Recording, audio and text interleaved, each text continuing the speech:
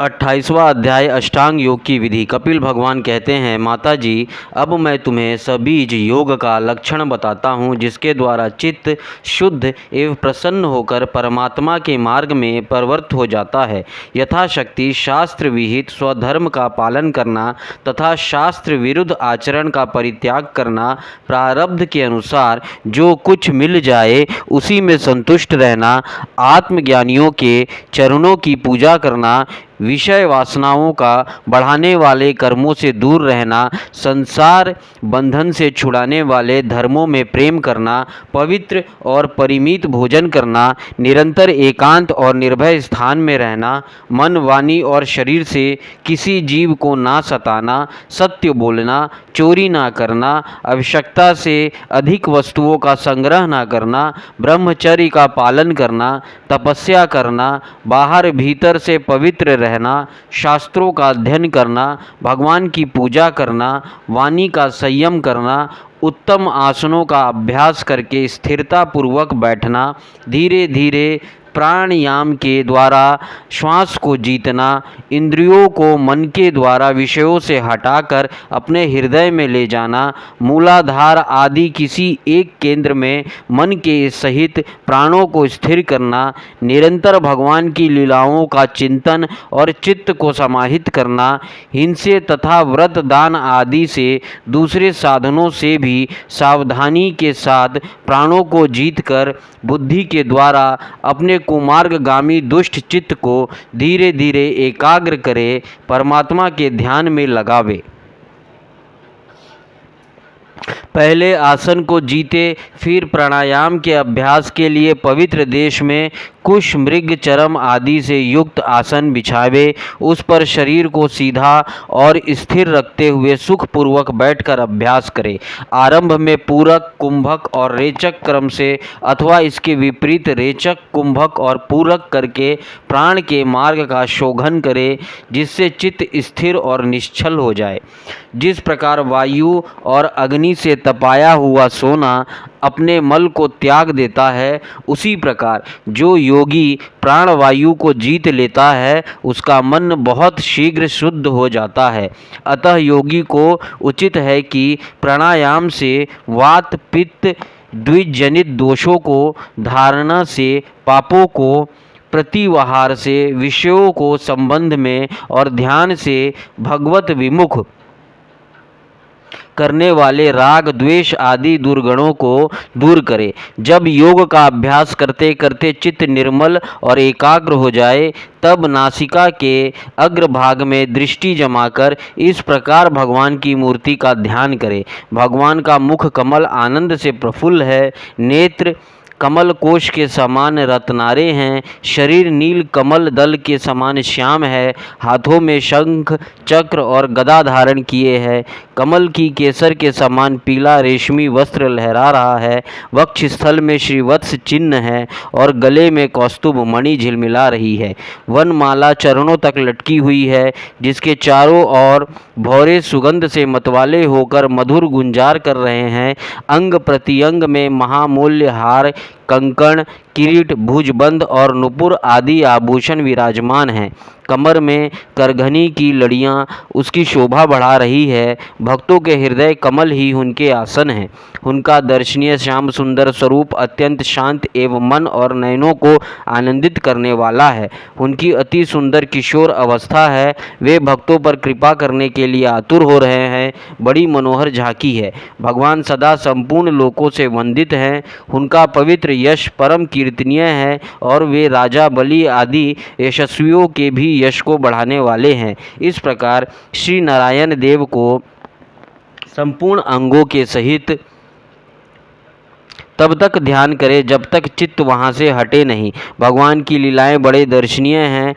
अतः अपनी रुचि के अनुसार खड़े हुए, चलते हुए, बैठे हुए, पौधे हुए अथवा अंतर्यामी रूप में स्थित हुए अनेक स्वरूप का विशुद्ध भाव युक्त चिंतन से चिंतन करे। इस प्रकार योगी जब यह अच्छा तरह देख ले कि भगवत विग्रह में चित्त की स्थिति हो गई है, तब वह उनके समस्त अंगों में लगे हुए चित्त को विशेष रूप से एक एक अंग में लगावे। भगवान के चरण कमलों का ध्यान करना चाहिए। वे वज्र, अंकुश, ध्वजा और कमल के मंगलमयी चिन्हों से युक्त हैं तथा अपने उभरे हुए लाल लाल शोभामय नख चंद्र मंडल की चंद्रिका से ध्यान करने वालों के हृदय के अज्ञान घोर अंधकार को दूर कर देते हैं। इन्हीं के धोवन से नदियों में श्रेष्ठ श्री गंगा जी प्रकट हुई हैं, जिनके पवित्र जल को मस्तक पर धारण करने के कारण सर्व मंगल रूप श्री महादेव जी और भी अधिक मंगलमय हो गए हैं। ये अपना ध्यान करने वालों के पाप रूप पर्वतों पर छोड़े हुए इंद्र के वज्र के समान हैं। भगवान के इन चरण कमलों का चिरकाल तक चिंतन करे। भव भय हारी अजन्मा श्री हरि की दोनों पिंडलियां एवं घुटनों का ध्यान करे, जिनका विश्व विधाता ब्रह्मा जी की माता सुरवंदिता कमल लोचना लक्ष्मी जी अपनी जांघों पर रखकर अपने कांतिमान कर किस लय योग की कांति से लाड़ लड़ाती रहती है। भगवान की जांघों का ध्यान करे, जो अलसी के फूल के समान नीलवर्ण और बल की निधि है तथा गरुड़ जी की पीठ पर शोभायमान है। भगवान के नितंब बिब का ध्यान करे, जो एड़ी तक लटके हुए पीताम्बरों से ढका हुआ है और उस पीताम्बर के ऊपर पहनी हुई स्वर्णमयी करघनी की लड़ियां को आलिंगन कर रहा है। संपूर्ण लोकों के आश्रय स्थान भगवान के उदर देश में स्थित नाभि सरोवर का ध्यान करे। इसी में ब्रह्मा जी का आधारभूत सर्वलोकमय कमल प्रकट हुआ है। फिर प्रभु के श्रेष्ठ मरकतमणि सदृश दोनों स्तनों का चिंतन करे, जो वक्ष स्थल पर पड़े हुए शुभ्र हारों के किरणों से गौरवपूर्ण जान पड़ते हैं। इसके पश्चात पुरुषोत्तम भगवान के वक्ष स्थल का ध्यान करे, जो महालक्ष्मी का निवास स्थान और लोगों के मन एवं नेत्रों को आनंद देने वाला है। फिर संपूर्ण लोकों के वंदनीय भगवान के गले का चिंतन करे, जो मानो कौस्तुभ मणि को भी सुशोभित करने के लिए ही उसे धारण करता है। समस्त लोकपालों की आश्रयभूता भगवान की चारों भुजाओं का ध्यान करे, जिनमें धारण किए हुए कंकण आदि आभूषण समुद्र मंथन के समय मंदराचल की रगड़ से और भी उजले हो गए हैं। इसी प्रकार जिसके तेज को सहन नहीं किया जा सकता, उस सहस्त्र धारों वाले सुदर्शन चक्र का तथा उनके कर कमलों में राजहंस के समान विराजमान शंख का चिंतन करे। फिर विपक्षी वीरों के रुधिर से सनी हुई प्रभु की प्यारी कोमद की गदा का, भौरे के शब्द से गुंजायमान वनमाला का और उनके कंठ में सुशोभित संपूर्ण जीवों के निर्मल तत्व स्वरूप कौस्तुभ मणि का ध्यान करे। भक्तों पर कृपा करने के लिए ही यह साकार रूप धारण करने वाले श्री हरि के मुख कमल का ध्यान करे, जो सुघड़ नासिका से सुशोभित है और झिलमिलाते हुए मकराकृत कुंडलों के हिलने से अतिशय प्रकाशमान स्वच्छ कपोलों के कारण बड़ा ही मनोहर जान पड़ता है। काली काली घुंघराली अलकावली से मंडित भगवान का मुखमंडल अपनी छवि के द्वारा भ्रमरों से सेवित कमल कोश के भी तिरस्कार कर रहा है और उसके कमल सदृश विशाल एवं चंचल नेत्र उस कमल कोश पर उछलते हुए मछलियों के जोड़े की शोभा को मात कर रहे हैं। उन्नत भूलताओं से सुशोभित भगवान के ऐसे मनोहर मुखारविंद के मन में धारणा करके आलस्य रहित हो उसका ध्यान करे।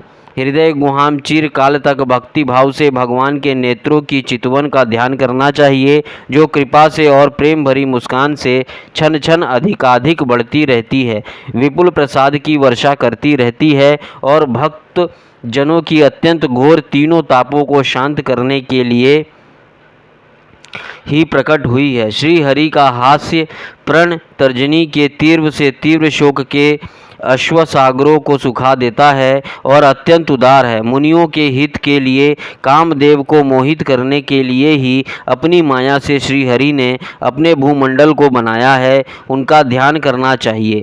अत्यंत प्रेम द्रभाव से अपने हृदय में विराजमान श्री हरि के खिलखिलाकर हंसने का ध्यान करे, जो वस्तुतः ध्यान के ही योग्य है तथा जिसमें ऊपर और नीचे के दोनों होठों की अत्यधिक अरुण कांति के कारण उनके कुंडलकली के समान शुभ्र छोटे छोटे दांतों पर लालिमा सी प्रतीत होने लगी है। इस प्रकार ध्यान में तन्मय होकर उनके सिवा किसी अन्य पदार्थ को देखने की इच्छा ना करे। इस प्रकार ध्यान के अभ्यास से साधक का श्री हरि में प्रेम हो जाता है, उसका हृदय भक्ति से द्रवित हो जाता है, शरीर में आनंद तरीके के कारण रोमांच होने लगता है। उत्कंठा जनित प्रेम आंसुओं की धारा में वह बारंबार अपने शरीर को नहलाता है और फिर मछली पकड़ने के कांटे के समान श्री हरि को अपनी ओर आकर्षित करके साधना रूप अपने चित्त को भी धीरे धीरे ध्येय वस्तु से हटा लेता है। जैसे तेल आदि के चूक जाने पर दीप शिखा अपने कारण रूप तेजस तत्व में लीन हो जाती है, वैसे ही आश्रय विषय और राग से रहित होकर मन शांत ब्रह्माकार हो जाता है। इस अवस्था के प्राप्त होने पर जीव गुण प्राहवरूप देह आदि उपाधि के निवृत्त हो जाने के कारण ध्याता ध्येय आदि विभाग से रहित एक अखंड परमात्मा को ही सर्वत्र अनुगत देखता है। योगाभ्यास से प्राप्त हुई चित्त की इस अविद्या रहित लय रूप निर्वृत्ति से अपनी सुख दुख रहित ब्रह्म रूप महिमा में स्थित होकर परमात्मा तत्व का साक्षात्कार कर लेने पर वह योगी जिस सुख दुख के भोग तत्व को पहले अज्ञानवश अपने स्वरूप में देखता था, उसे अब अविद्याकृत अहंकार में ही देखता है। जिस प्रकार मदिरा के मद से मतवाले पुरुष को अपनी कमर पर लपेटे हुए वस्त्र के रहने या गिरने की कुछ भी सुधि नहीं रहती, उसी प्रकार चरम अवस्था को प्राप्त हुए सिद्ध पुरुष को भी अपनी देह के बैठने उठने अथवा देववश कहीं जाने या लौट आने के विषय में कुछ भी ज्ञान नहीं रहता, क्योंकि वह अपने परम आनंदमय स्वरूप में स्थित है। उसका शरीर तो पूर्व जन्म के संस्कारों के अधीन है, अतः जब तक उसका आरंभ का प्रारब्ध शेष है तब तक वह इंद्रियों के सहित जीवित रहता है। किंतु जिस समाधि पर्यंत योग की स्थिति प्राप्त हो गई है और जिसने परमात्मा तत्व को भी भली भांति जान लिया है, वह सिद्ध पुरुष पुत्र कलत्रादिक सहित इस शरीर को स्वप्न में प्रतीत होने वाले शरीर के समान फिर स्वीकार नहीं करता, फिर उसमें अहता ममता नहीं करता। जिस प्रकार अत्यंत स्नेह के कारण पुत्र और धन आदि में भी साधारण जीवों की आत्मबुद्धि रहती है, किंतु थोड़ा सा विचार करने से ही वे उनसे स्पष्टतया अलग दिखाई देते हैं, उसी प्रकार जिन्हें यह अपना आत्मा मान बैठा है, उन देह आदि से भी उनका साक्षी पुरुष पृथक ही है। जिस प्रकार जलती हुई लकड़ी से, चिंगारी से, स्वयं अग्नि से ही प्रकट हुए धुएं से तथा अग्नि रूप माने जाने वाली उस जलती हुई लकड़ी से भी अग्नि वास्तव में पृथक ही है, उसी प्रकार भूत इंद्रिय और अंतःकरण से उनका साक्षी आत्मा अलग है तथा जीव कहलाने वाले उस आत्मा से भी ब्रह्म भिन्न है और प्रकृति से उसके संचालक पुरुषोत्तम भिन्न है। जिस प्रकार देह दृष्टि से जरायुज, अंडज, स्वदेज और उद्दिज चारों प्रकार के प्राणी पंचभूत मात्र हैं, उसी प्रकार संपूर्ण जीवों में आत्मा को और आत्मा में संपूर्ण जीवों को अनन्य भाव से अनुगत देखे। जिस प्रकार एक ही अग्नि अपने पृथक पृथक आश्रयों से उनकी विभिन्नता के कारण भिन्न भिन्न आकार का दिखाई देता है, उसी प्रकार देह मनुष्य आदि शरीर में रहने वाला एक ही आत्मा अपने आश्रयों के गुण भेद के कारण भिन्न भिन्न प्रकार का भासता है। अतः भगवान का भक्त जीव के स्वरूप को छिपा देने वाला कार्य कारण रूप से परिणाम को प्राप्त हुई भगवान की इस अचिंत्य शक्तिमयी माया को भगवान की कृपा से ही जीतकर अपने वास्तविक स्वरूप ब्रह्म रूप में स्थित होता है। 29वां अध्याय भक्ति का मर्म और काल की महिमा। देवहूति ने पूछा, प्रभो, प्रकृति, पुरुष और महतत्व आदि का जैसे लक्षण सांख्य सांख्य शास्त्र में कहा गया है तथा जिसके द्वारा उनका वास्तविक स्वरूप अलग अलग जाना जाता है, उस भक्ति योग को ही जिसका प्रयोजन कहा गया है वह आपने मुझे बताया। अब कृपा करके भक्ति योग का मार्ग मुझे विस्तार पूर्वक बताइए। इसके सिवा जीवों की जन्म मरणारूपा अनेक प्रकार की गतियों का भी वर्णन कीजिए, जिनके सुनने से जीव को सब प्रकार की वस्तुओं से वैराग्य होता है, जिसके भय से लोग शुभ कर्मों में प्रवृत्त होते हैं और जो ब्रह्म आदि का भी शासन करने वाला है। उस सर्वसमर्थ काल का स्वरूप भी आप मुझे कहिए। ज्ञान दृष्टि से लुप्त हो जाने के कारण देह आदि मिथ्या वस्तुओं में जिन्हें आत्म अभिमान हो गया है तथा बुद्धि के कर्म आसक्त रहने के कारण अत्यंत श्रमित होकर जो चिरकाल से अपार अंधकारमय संसार में सोए पड़े हैं, उन्हें जगाने के लिए आप योग प्रकाशक सूर्य ही प्रकट हुए हैं। श्री मैत्रेय जी कहते हैं, कुल श्रेष्ठ विदुर जी, माता के ये मनोहर वचन सुनकर महामुनि कपिल जी ने उनकी बड़ी प्रशंसा की और जीवों के प्रति दया से द्रवीभूत हो बड़ी प्रसन्नता के साथ उनसे इस प्रकार बोले। श्री भगवान ने कहा, माता जी, साधकों के भाव के अनुसार भक्ति योग का अनेक प्रकार से प्रकाश होता है, क्योंकि स्वभाव और गुणों के भेद से मनुष्य के भाव में भी विभिन्नता आ जाती है। जो भेददर्शी क्रोधी पुरुष हृदय में हिंसा, दंभ अथवा मात्सर्य को भाव रखकर मुझसे प्रेम करते हैं, वह मेरे तामस भक्त हैं। जो पुरुष विषय, यश और ऐश्वर्य की कामना से प्रतिमादि में मेरा भेदभाव से पूजन करता है, वह राजस भक्त हैं।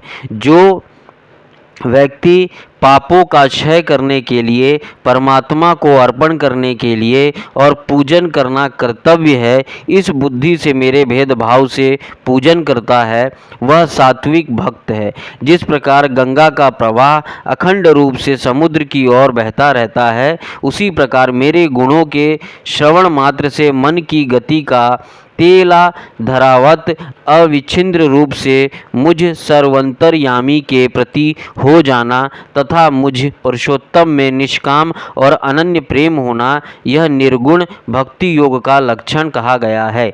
ऐसे निष्काम भक्त दिए जाने पर भी मेरी सेवा को छोड़कर सालोक्य सृष्टि, समीप्य, सारूप्य और सायुज्य मोक्ष तक नहीं लेते। भगवत सेवा के लिए मुक्ति का तिरस्कार करने वाला यह भक्ति योग ही परम पुरुषार्थ अथवा साध्य कहा गया है। इसके द्वारा पुरुष तीन गुणों को लांघकर मेरे भाव को, मेरे प्रेम रूप अप्राकृतिक स्वरूप को प्राप्त हो जाता है। निष्काम भाव से श्रद्धापूर्वक अपने नित्य नैमित्तिक कर्तव्यों का पालन कर नित्य प्रति हिंसा रहित उत्तम क्रिया योग का अनुष्ठान करने, मेरी प्रतिमा का दर्शन, स्पर्श, पूजा, स्तुति और वंदना करने, प्राणियों में मेरी भावना करने, धैर्य और वैराग्य के अवलंबन, महापुरुषों का मान, दीनों पर दया और सम्मान स्थिति वालों की प्रति मित्रता का व्यवहार करने, यम नियमों का पालन, अध्यात्म शास्त्रों का श्रवण और मेरे नामों का उच्च स्वर से कीर्तन करने से तथा मन की सरलता, सत्पुरुषों के संग और अहंकार के त्याग से मेरे धर्मों का अनुष्ठान करने वाले भक्त पुरुष का चित्त अत्यंत शुद्ध होकर मेरे गुणों के श्रवण मात्र से अनायास ही मुझ में लग जाता है। जिस प्रकार वायु के द्वारा उड़कर जाने वाला गंध अपने आश्रय पुष्प से घ्राण इंद्रियों तक पहुंच जाता है, उसी प्रकार भक्ति योग में तत्पर और राग द्वेष आदि विकारों से शून्य चित्त परमात्मा को प्राप्त कर लेता है। मैं आत्मा रूप से सदा सभी जीवों में स्थित हूँ, इसलिए जो लोग मुझे सर्वभूत स्थित परमात्मा का अनादर करके केवल प्रतिमा में ही मेरी पूजन करते हैं, उनकी वह पूजा सर्वांग मात्र है। मैं सबका आत्मा परमेश्वर सभी भूतों में स्थित हूँ। ऐसी दशा में जो मोहवश मेरी उपेक्षा करके केवल प्रतिमा के पूजन में ही लगा रहता है, वह तो मानो भस्म से ही हवन करता है। जो भेददर्शी और अभिमानी पुरुष जो दूसरे जीवों के साथ वैर बांधता है और इस प्रकार उनके शरीर में विद्यमान मुझ आत्मा से ही द्वेष करता है, उसके मन को कभी शांति नहीं मिल सकती। माताजी, दूसरे जीवों का अपमान करता है। वह बहुत सी घटिया बढ़िया सामग्रियों से अनेक प्रकार के विधि विधान के साथ मेरी मूर्ति का पूजन भी करे तो भी मैं उससे प्रसन्न नहीं हो सकता। मनुष्य अपने धर्म का अनुष्ठान करता हुआ तब तक मुझ ईश्वर की प्रतिमा आदि में पूजा करता रहे जब तक उसे अपने हृदय में एवं संपूर्ण प्राणियों में स्थित परमात्मा का अनुभव ना हो जाए। जो व्यक्ति आत्मा और परमात्मा के बीच में थोड़ा सा भी अंतर करता है, उस भेद दर्शिका में मृत्यु रूप से महान भय उपस्थित करता है। अतः संपूर्ण प्राणियों के भीतर घर बनाकर उन प्राणियों के ही रूप में स्थित मुझ परमात्मा का यथा योग्य दान मान मित्रता के व्यवहार तथा समदृष्टि के द्वारा पूजा करना चाहिए। माताजी, पाषाण आदि अचेतनों की अपेक्षा वृक्ष आदि जीव श्रेष्ठ हैं। उनके सांस लेने वाले प्राणी श्रेष्ठ हैं। उनमें भी मन वाले प्राणी उत्तम और उनसे इंद्रियों की वृत्तियों से युक्त प्राणी श्रेष्ठ हैं। सेंद्रियां प्राणियों में भी केवल स्पर्श का अनुभव करने वालों की अपेक्षा रस का ग्रहण कर सकने वाली मत्स्य आदि उत्कृष्ट है तथा रसवेताओं की अपेक्षा गंध का अनुभव करने वाली भ्रमर आदि और गंध का ग्रहण करने वालों से भी शब्द का ग्रहण करने वाले सर्प आदि श्रेष्ठ हैं। उनसे भी रूप का अनुभव करने वाले काक आदि उत्तम हैं और उनकी अपेक्षा जिनके ऊपर नीचे दोनों ओर दांत होते हैं वे जीव श्रेष्ठ हैं। उनमें भी बिना पैर वालों से बहुत से चरणों वाले श्रेष्ठ हैं तथा बहुत चरने वालों से 4 चरणों वाले और 4 चरणों वाले से भी 2 चरण वाले मनुष्य श्रेष्ठ हैं।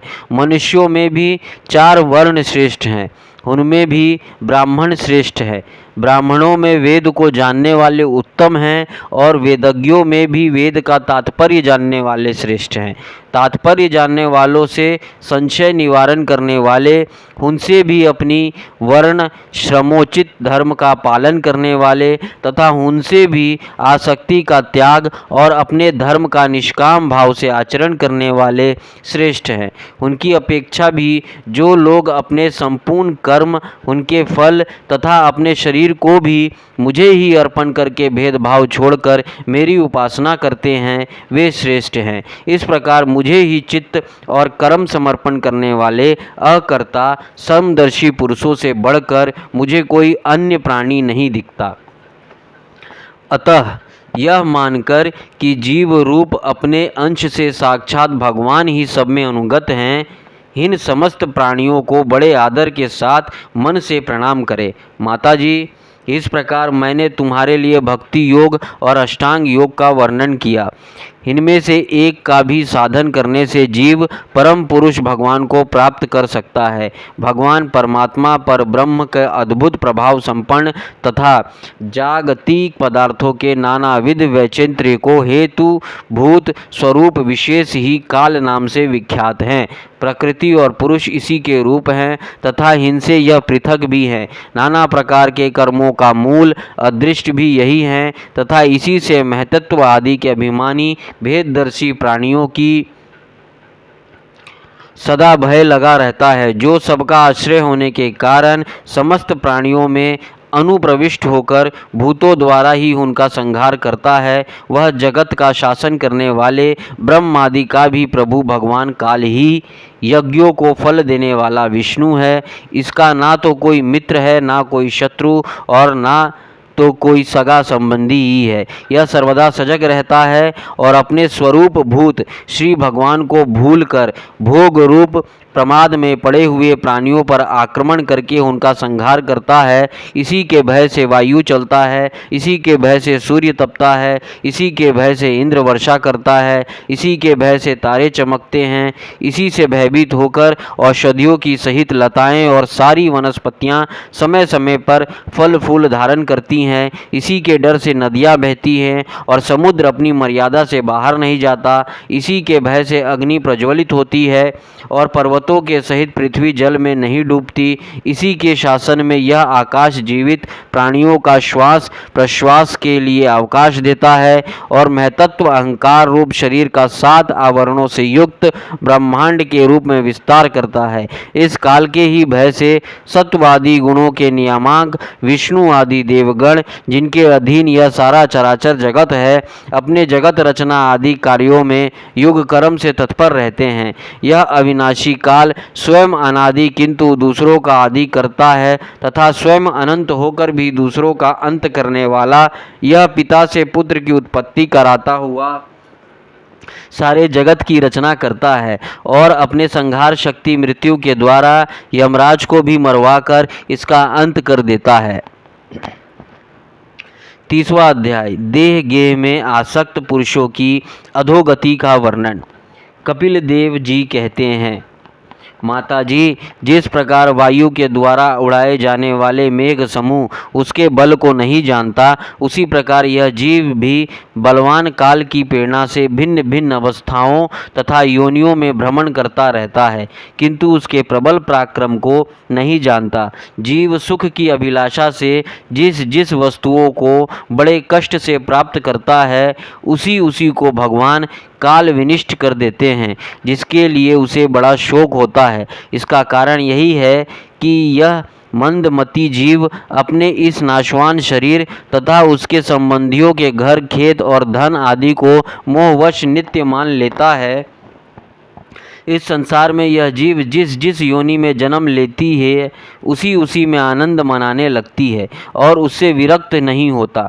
यह भगवान की माया से ऐसा मोहित हो रहा है कि कर्मवश नार की योनियों में जन्म लेने पर भी वहाँ का विष्ठा आदि भोगों में ही सुख मानने के कारण उसे भी छोड़ना नहीं चाहता। यह मूर्ख अपने शरीर, स्त्री, पुत्र, ग्रह, पशु, धन और बंधु बांधवों में अत्यंत आसक्त होकर उनके संबंध में नाना प्रकार के मनोरथ करता हुआ अपने को बड़ा भाग्यशाली समझता है। इनके पालन पोषण की चिंता से इसके संपूर्ण अंग जलते रहते हैं, तथापि दुर्वासनाओं से दूषित हृदय होने के कारण यह मूढ़ निरंतर इन्हीं के लिए तरह तरह के पाप करता रहता है।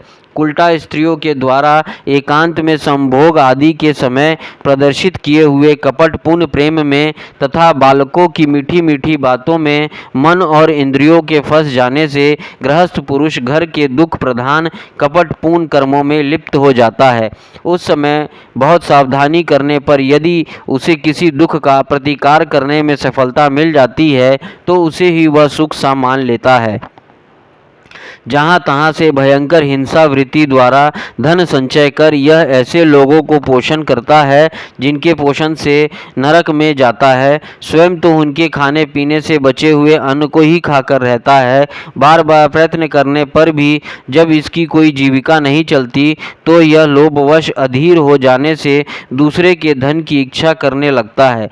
जब मंद भाग्य के कारण इसका कोई प्रयत्न नहीं चलता और यह मंद बुद्धि धनहीन होकर कुटुंब के भरण पोषण में असमर्थ हो जाता है, तब अत्यंत दीन और चिंता आतुर होकर लंबी लंबी सांसें छोड़ने लगता है। इसे अपने पालन पोषण में असमर्थ देखकर वे स्त्री पुत्र आदि इसका पहले के समान आदर नहीं करते। जैसे कृपण किसान बूढ़े बैल की उपेक्षा कर देते हैं, फिर भी इस वैराग्य नहीं होता। जिन्हें उसने स्वयं पाला था वे ही अब उसका पालन नहीं करते। वृद्धावस्था के कारण इसका रूप बिगड़ जाता है, शरीर रोगी हो जाता है, अग्नि मंद पड़ जाती है, भोजन और पुरुषार्थ दोनों ही कम हो जाते हैं। वह मरणोन्मुख होकर घर में पड़ा रहता है और कुत्ते की भांति स्त्री पुत्र आदि के अपमान पूर्वक दिए हुए टुकड़े खाकर जीवन निर्वाह करता है।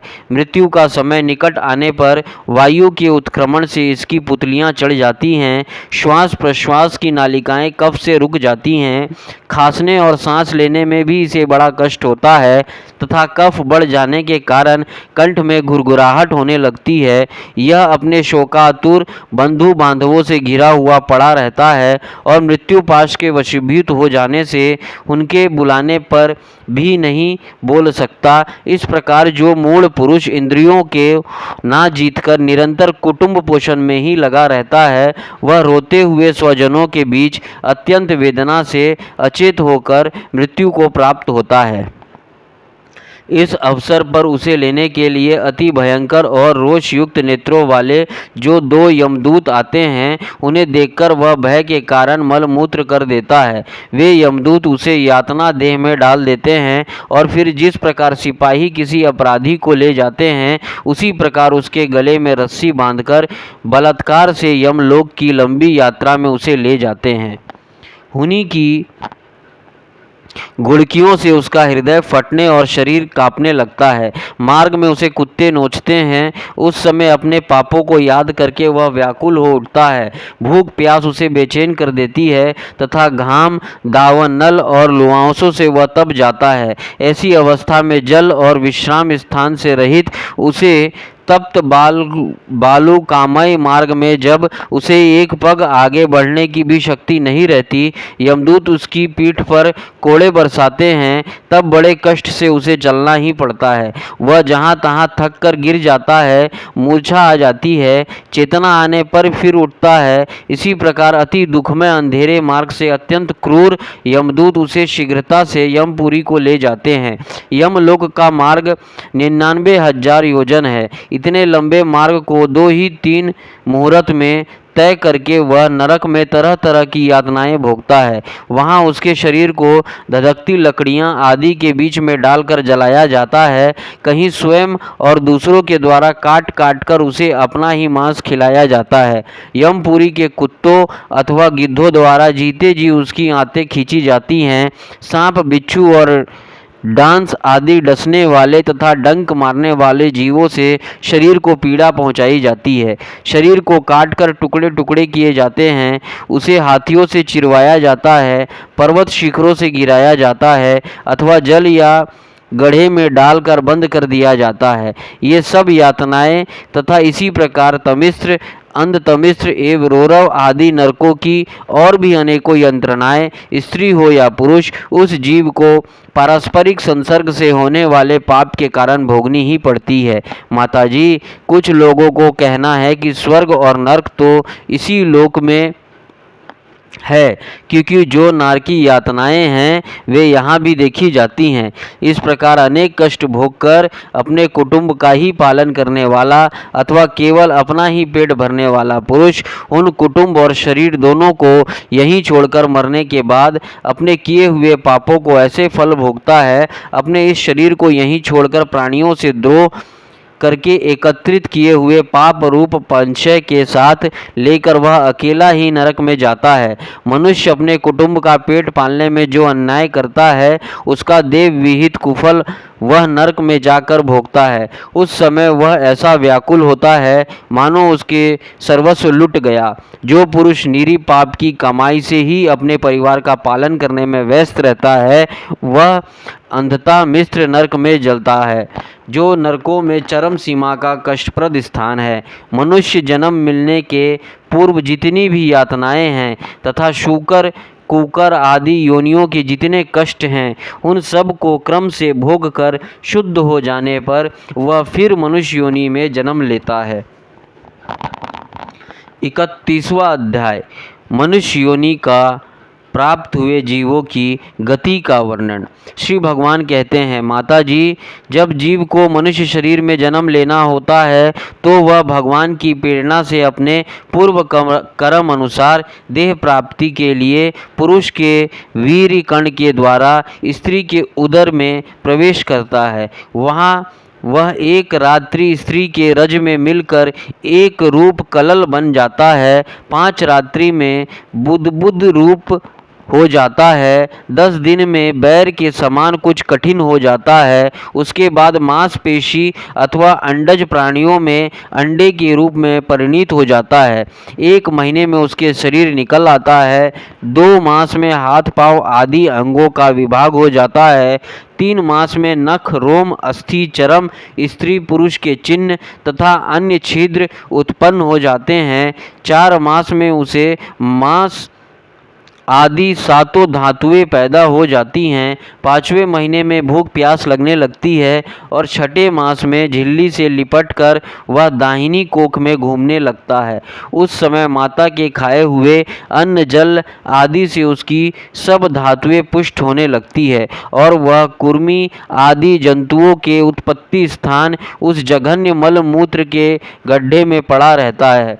वह सुकुमार तो होता ही है, इसलिए जब वहाँ के भूखे कीड़े उसके अंग प्रत्यंग नोचते हैं तब अत्यंत क्लेश के कारण वह क्षण क्षण में अचेत हो जाता है। माता के खाए हुए कड़वे, तीखे, गरम, नमकीन, रूखे और खट्टे आदि उग्र पदार्थों का स्पर्श होने से उसके सारे शरीर में पीड़ा होने लगती है। वह जीव माता के गर्भाशय में झिल्ली से लिपटा और आंतों से घिरा रहता है। उसका सिर पेट की और तथा पीठ और गर्दन कुंडल आकार मुड़े रहते हैं। वह पिंजड़े में बंद पक्षी के समान पराधीन एवं अंगों को हिलाने डुलाने में भी असमर्थ रहता है। इसी समय अदृष्ट की प्रेरणा से उसे स्मरण शक्ति प्राप्त होती है। तब अपने सैकड़ों जन्मों के कर्म याद आ जाते हैं और वह बेचैन हो जाता है तथा उसका दम घुटने लगता है। ऐसी अवस्था में उसे क्या शांति मिल सकती है? 7वां महीना आरंभ होने पर उसमें ज्ञान शक्ति का भी उन्मेष हो जाता है, परंतु प्रसूति वायु से चलायमान रहने के कारण वह उसी उदर में उत्पन्न हुए विष्ठा के कीड़ों के समान एक स्थान पर नहीं रह सकता। जब सप्त धातुमय स्थूल शरीर से बंधा हुआ वह देह आत्मादर्शी जीव अत्यंत भयभीत होकर दीन वाणी से कृपा याचना करता हुआ हाथ जोड़कर उस प्रभु की स्तुति करता है जिसने उसे माता के गर्भ में डाला है। जीव कहता है, मैं बड़ा अधम हूँ, भगवान ने मुझे जो इस प्रकार की गति दिखाई है वह मेरे योग्य ही है। वे अपनी शरण में आए हुए इस नश्वर जगत की रक्षा के लिए ही अनेक प्रकार के रूप धारण करते हैं, अतः मैं भी भूतल पर विचरण करने वाले उन्हीं के निर्भय चरणारविंद के शरण लेता हूँ, जो मैं इस माता के उदर में देह, इंद्रियां और अंतःकरण रूपा माया का आश्रय कर पुण्य पाप रूप कर्मों से आच्छादित रहने के कारण बद्ध की तरह हूँ। वही मैं यहाँ अपने संतप्त हृदय में प्रतीत होने वाले उन विशुद्ध, अविकारी और अखंड बोध स्वरूप परमात्मा को नमस्कार करता हूँ। मैं वस्तुतः शरीर आदि से रहित होने पर भी देखने में 5 भौतिक शरीर से संबंध हूँ और इसलिए इंद्रिय, गुण, शब्द आदि विषय और चिदाभास रूप जान पड़ता है। अतः इस शरीर आदि के आवरणों से जिनकी महिमा कुंठित नहीं हुई है, उन प्रकृति और पुरुष की नियंता सर्वज्ञ परम पुरुष की मैं वंदना करता हूँ। उन्हीं की माया से अपने स्वरूप की स्मृति नष्ट हो जाने के कारण यह जीव अनेक प्रकार के सत्वादि गुण और कर्म के बंधन से युक्त इस संसार मार्ग से तरह तरह के कष्ट झेलता हुआ भटकता रहता है। अतः उन परम पुरुष परमात्मा की कृपा के बिना और किसी युक्ति से इसे अपने स्वरूप का ज्ञान हो सकता है। मुझे जो यह त्रिलौकिक ज्ञान हुआ है यह भी उनके सिवा और किसने दिया है, क्योंकि स्थावर जंगम समस्त प्राणियों में एकमात्र वे ही तो अंतर्यामी रूप अंश से विद्यमान हैं। अतः जीव रूप कर्म जनित पदवी का अनुवर्तन करने वाले हम अपने त्रिविध तापों की शांति के लिए उन्हीं का भजन करते हैं। भगवान, यह देहधारी जीव दूसरी देह के उदर के भीतर मल मूत्र और रुधिर के कुएं में गिरा हुआ है। उसकी जठराग्नि से इसका शरीर अत्यंत संतप्त हो रहा है। उससे निकलने की इच्छा करता हुआ यह अपने महीने गिन रहा है। भगवान, अब इस दिन को यहाँ से कब निकाला जाएगा? स्वामिन, आप बड़े दयालु हैं। आप जैसे उदार प्रभु ने ही इस 10 मास के जीव को ऐसा उत्कृष्ट ज्ञान दिया है। दीन बंधो, इसे अपने किए हुए उपकार से ही आप प्रसन्न हो, क्योंकि आपको हाथ जोड़ने के सिवा आपके इस उपकार का बदला तो कोई दे भी क्या सकता है। प्रभो, संसार के ये पशु पक्षी आदि अन्य जीव तो अपनी मूल बुद्धि के अनुसार अपने शरीर में होने वाले सुख दुख आदि का ही अनुभव करते हैं, किंतु मैं तो आपकी कृपा से शम दम आदि साधना संपन्न शरीर से युक्त हुआ हूँ। अतः आपकी दी हुई विवेकवती बुद्धि से आप पुराण पुरुष को अपने शरीर के बाहर और भीतर अहंकार के आश्रयभूत आत्मा की भांति प्रत्यक्ष अनुभव करता हूँ। भगवान, इस अत्यंत दुख से भरे हुए गर्भाशय में यद्यपि मैं बड़े कष्ट से रह रहा हूँ, तो भी इससे बाहर निकलकर संसारमय अंधकूप में गिरने की मुझे बिल्कुल इच्छा नहीं है, क्योंकि उसमें जाने वाले जीव को आपकी माया घेर लेती है, जिसके कारण उसकी शरीर में अहम बुद्धि हो जाती है और उसके परिणाम में उसे फिर इस संसार चक्र में ही पड़ना होता है। अतः मैं व्याकुलता को छोड़कर हृदय में श्री विष्णु भगवान के चरणों की स्थापित कर अपनी बुद्धि की सहायता से ही अपने को शीघ्र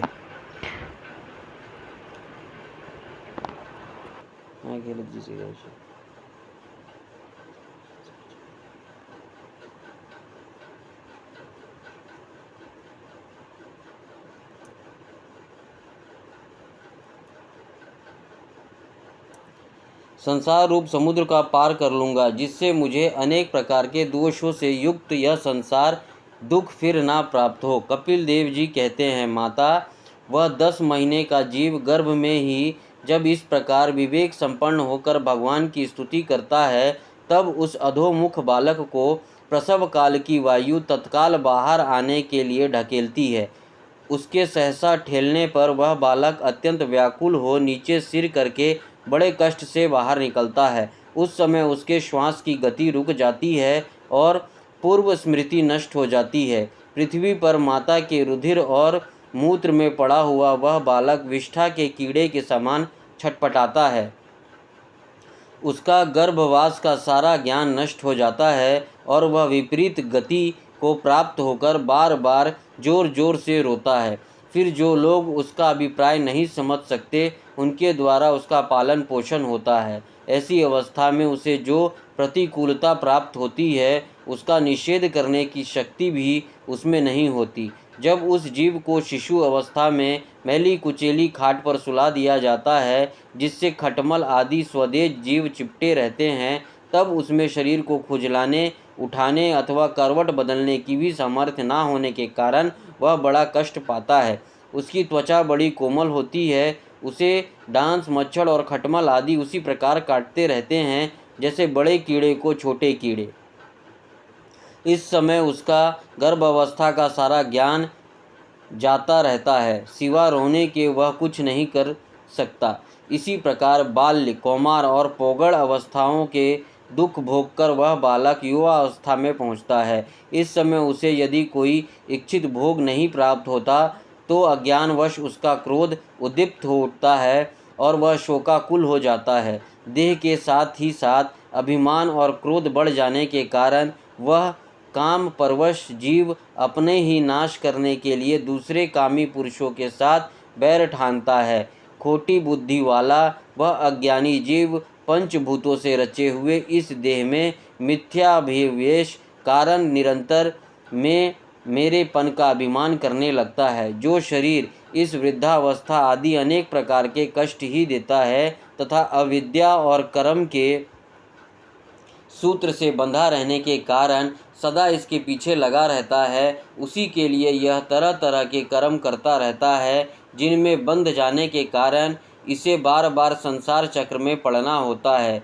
सन्मार्ग चलते हुए यदि इसका किन्हीं जीवा उपस्थेंद्रियां भोगों में लगे हुए विषय पुरुषों से समागम हो जाता है और यह उनमें आस्था करके उन्हीं का अनुगमन करने लगता है, तो पहले के समान ही फिर नार की योनियों में पड़ा रहता है, जिनके संग से इसके सत्य, शोच, दया, वाणी का संयम, बुद्धि, धन संपत्ति, लज्जा, यश, क्षमा, मन और इंद्रियों का संयम तथा ऐश्वर्य आदि सभी सद्गुण नष्ट हो जाते हैं। उन अत्यंत शोचनीय स्त्रियों के क्रीड़ा मार्ग, अशांत, मूढ़ और देहात्मदर्शी असत्पुरुषों के संग कभी नहीं करना चाहिए, क्योंकि इस जीव को किसी और का संग करने से ऐसा मोह और बंधन नहीं होता जैसी स्त्री और स्त्रियों के संगियों का संग करने से होता है। एक बार अपनी पुत्री सरस्वती को देखकर ब्रह्मा जी भी उसके रूप लावण्य से मोहित हो गए थे और उसके मृगी रूप होकर भागने पर उसके पीछे निर्लज्जता पूर्वक मृग रूप होकर दौड़ने लगे।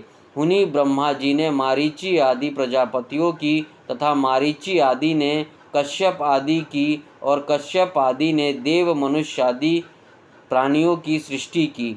अतः इनमें एक ऋषि परवर नारायण को छोड़कर ऐसा कौन पुरुष हो सकता है जिसकी बुद्धि स्त्री रूपणी माया से मोहित ना हो। अहो, मेरी इस स्त्री रूपणी माया का बल तो देखो, जो अपनी भ्रिकुटी विलास मात्र से बड़े बड़े दिग्विजयी वीरों को पैरों से कुचल देती है।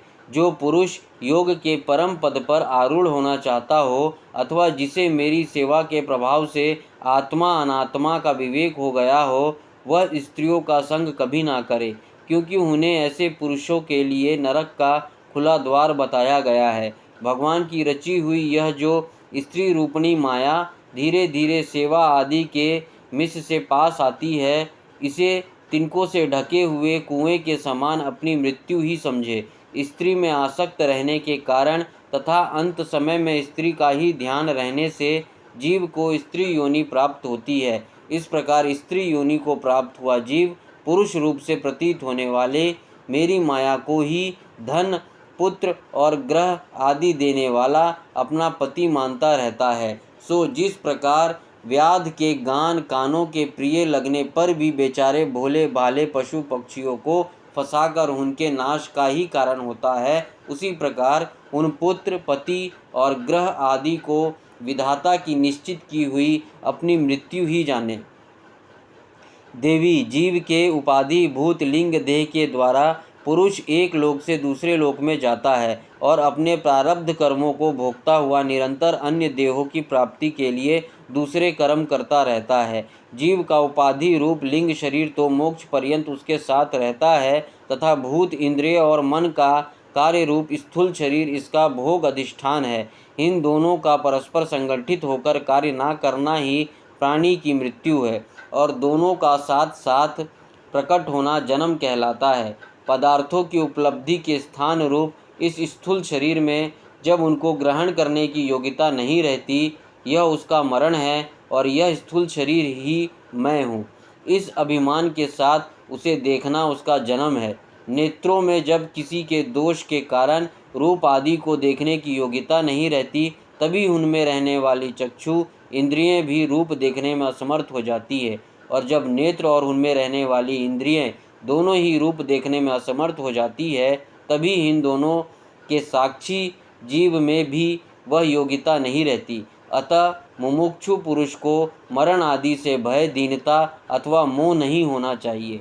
उसे जीव के स्वरूप को जानकर धैर्यपूर्वक निसंग भाव से विचरना चाहिए तथा इस मायामय संसार से योग वैराग्य युक्त सम कम ज्ञानमय बुद्धि से शरीर को निक्षेप की भांति रख कर उसके प्रति अनासक्त रहते हुए विचरण करना चाहिए।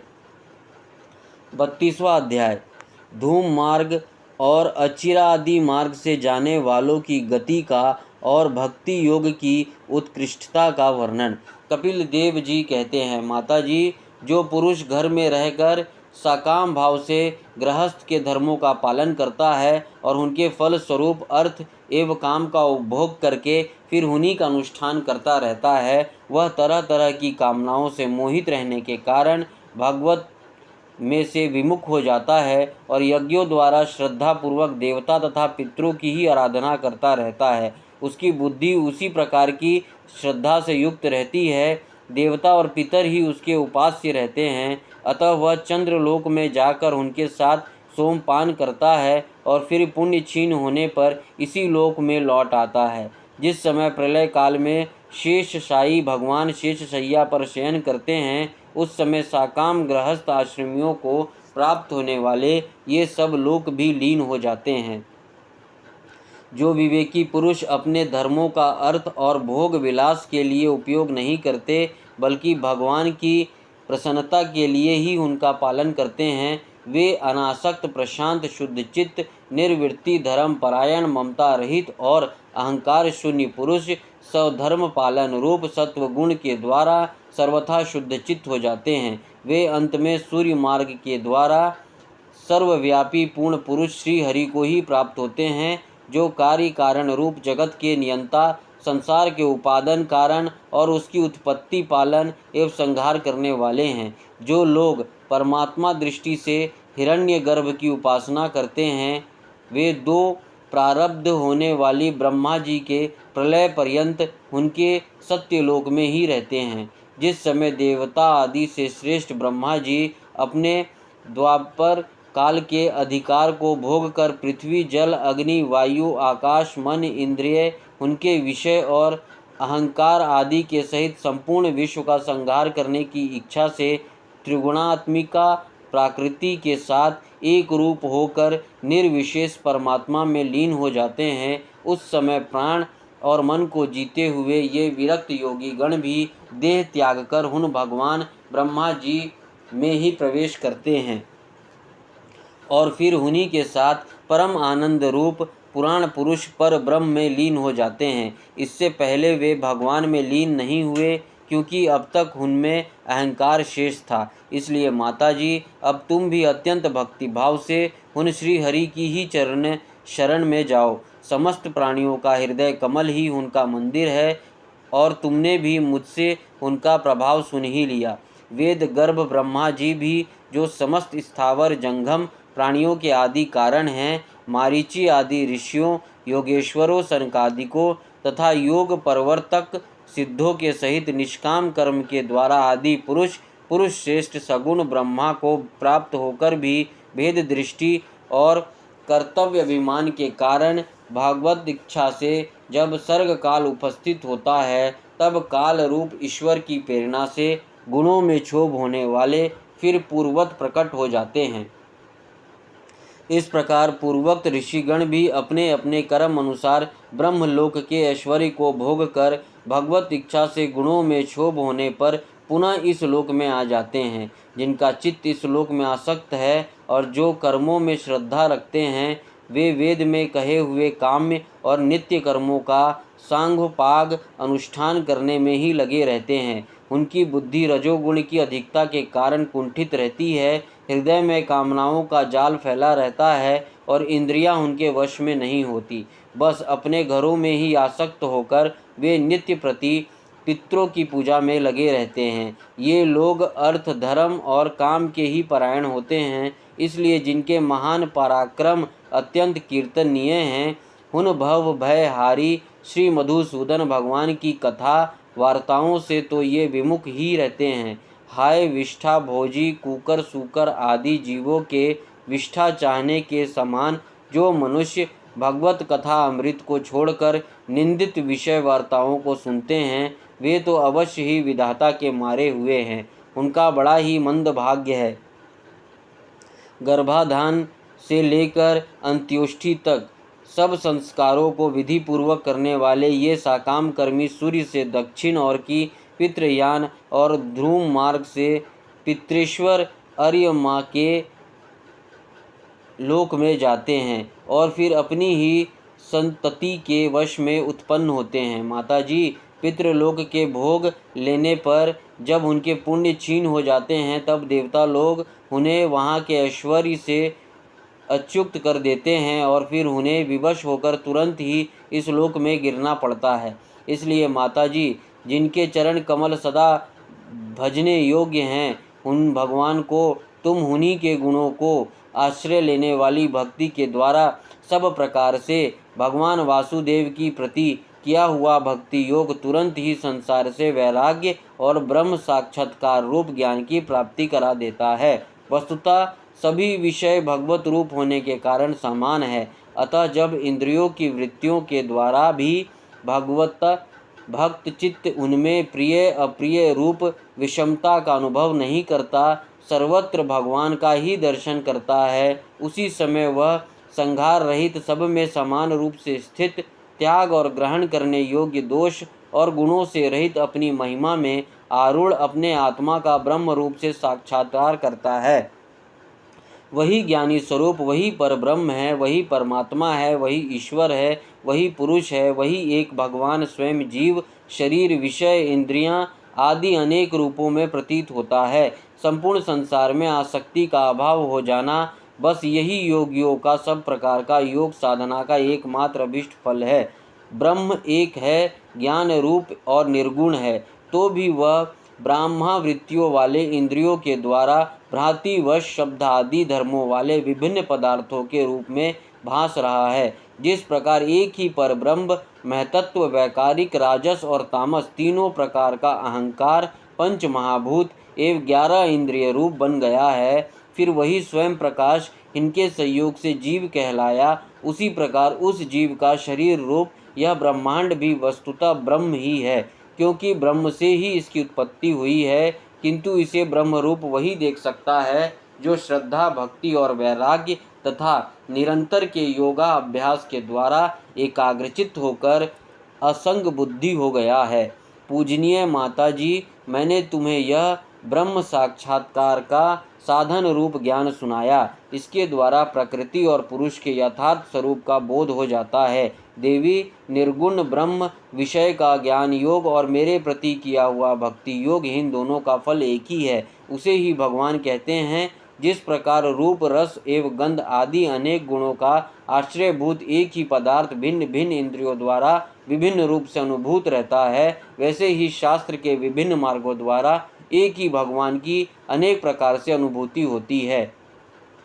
नाना प्रकार के कर्म कलाप, यज्ञ, दान, तप, वेद अध्ययन, वेद विचार, मन और इंद्रियों के संयम, कर्मों के त्याग, विविध अंगों वाले योग, भक्ति, निर्वृत्ति और प्रवृत्ति रूप साकाम और निष्काम दोनों प्रकार के धर्म, आत्म तत्व के ज्ञान और दृढ़ वैराग्य, इन सभी साधनों से सगुण निर्गुण रूप स्वयं प्रकाश भगवान को ही प्राप्त किया जाता है। माताजी, सात्विक, राजस, तामस और निर्गुण भेद से 4 प्रकार के भक्ति योग का, और जो प्राणियों के जन्म आदि विकारों का हेतु है तथा जिसके गति जानी नहीं जाती, उस काल का स्वरूप मैं तुमसे कह ही चुका हूँ। देवी, अविद्याजनित कर्म के कारण जीव की अनेकों गतियाँ होती हैं, उनमें जाने पर वह अपने स्वरूप को नहीं पहचान सकता। मैंने तुम्हें जो ज्ञान उपदेश दिया है उसे दुष्ट, दुर्वनित, घमंडी, दुराचारी और धर्मध्वजी पुरुषों को नहीं सुनना चाहिए। जो विषय लोलुप हो, ग्रह आसक्त हो, मेरा भक्त ना हो अथवा मेरे भक्तों से द्वेष करने वाला हो, उसे भी इसका उपदेश कभी ना करे। जो अत्यंत श्रद्धालु, भक्त, विनयी, दूसरों के प्रति दोष दृष्टि ना रखने वाला, सब प्राणियों से मित्रता रखने वाला, गुरु सेवा में तत्पर, ब्रह्मा विषयों में अनासक्त, शांत चित्त, मत्सर शून्य और पवित्र चित्त हो तथा मुझे परम प्रियतम मानने वाला हो, उसे उसका अवश्य उपदेश करे। माँ, जो पुरुष मुझ में चित्त लगाकर इसका श्रद्धा पूर्वक एक बार भी श्रवण या कथन करेगा, वह मेरे परम पद को प्राप्त होगा। 33वां अध्याय, देवहूति का तत्व ज्ञान और मोक्ष पद की प्राप्ति। मैत्रेय जी कहते हैं, विदुर जी, श्री कपिल भगवान के ये वचन सुनकर करदम जी की प्रिय पत्नी माता देवहूति के मोह का पर्दा फट गया और वे तत्व प्रतिपादक सांख्य शास्त्र के ज्ञान की आधार भूमि भगवान श्री कपिल जी को प्रणाम करके उनकी स्तुति करने लगी। देवहूति जी ने कहा, कपिल जी, ब्रह्मा जी आपके ही नाभि कमल से प्रकट हुए हैं। उन्होंने प्रलयकालीन जल में शयन करने वाले आपके पंचभूत, इंद्रिय, शब्द आदि विषय और मनोमय विग्रह को, जो सत्व आदि गुणों के प्रवाह से युक्त सत्व स्वरूप और कार्य एवं कारण दोनों का बीज है, ध्यान ही किया था।